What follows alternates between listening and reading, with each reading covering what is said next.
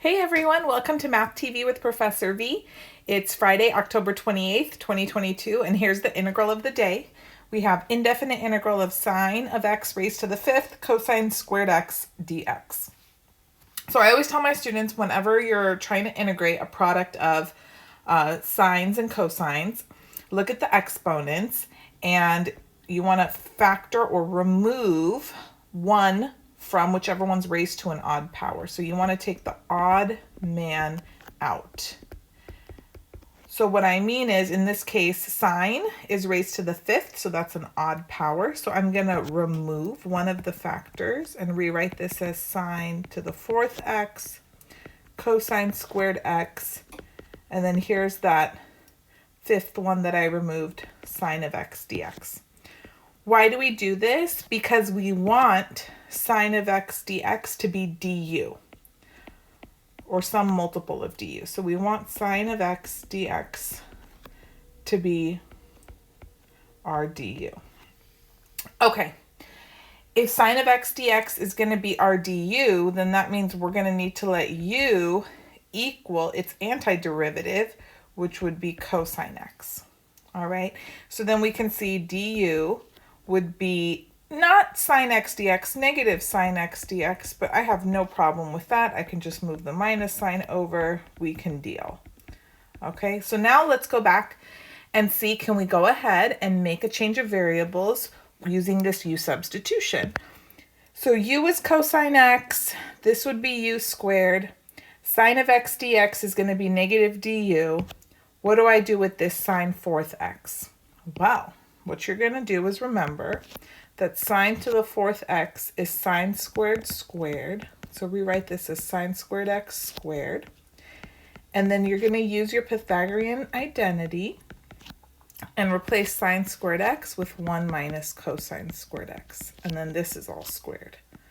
Voila. And then now we can go ahead and make that u substitution and change our variables. So if u is cosine x, then now we're going to have integral 1 minus u squared squared.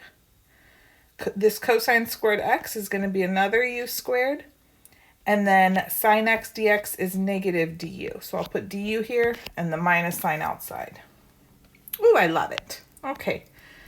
Then we have negative integral 1 minus u squared squared. That's going to be 1 minus 2u squared plus u to the fourth times u squared du.